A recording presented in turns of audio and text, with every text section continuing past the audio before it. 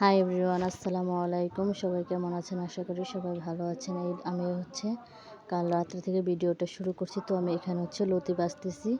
তো এই লতিগুলো আমার একটা ভাবি দিয়েছে। তো গ্রামে থাকলে এগুলো শাক সবজি লতি এগুলো পাওয়া যায়। শহরে তো এগুলো কিনে খাওয়া লাগে। তো আমি এগুলো রাত্রে বেছে রাখতেছি, কারণ আমার সকালে রান্নার সময় কম লাগবে তার জন্য। তো আমার লতিগুলো বাছা শেষ, পরিষ্কার করে নিলাম।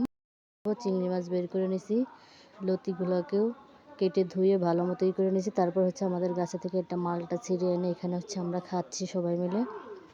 মালটাটা খাওয়া শেষে এখন আমি রান্নাটা বসিয়ে দেবো। এখানে বেশি করে রসুন পেঁয়াজ দিয়ে নিয়েছি, কারণ লতি শাক এগুলো পেঁয়াজ রসুন বেশি দিলে ভালো লাগে। তো মশলাটাকে ভালো মতো ভুনিয়ে নেওয়ার পরে এখানে লতিগুলো দিয়ে দেব। লতিটাও মশলার সাথে ভালো মতো ভুনিয়ে নেব।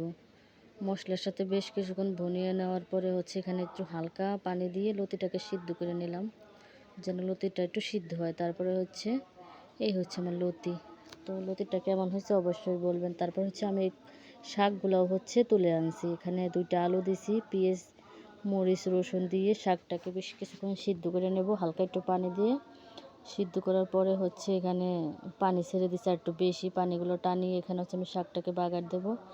রসুন পেঁয়াজ দিয়ে ভেজে নেব। ভেজে নেওয়ার পরে যখন লাল হয়ে যাবে তখন আমি এখানে শাকগুলো দিয়ে দেব। তো শাকটাকে দিয়েও কিছুক্ষণ নেড়ে চেড়ে তারপরে নামিয়ে নেব। তো আমার এই ভিডিওটা যদি ভালো লাগে সবাই লাইক কমেন্ট শেয়ার করবেন, পাশে থাকবেন।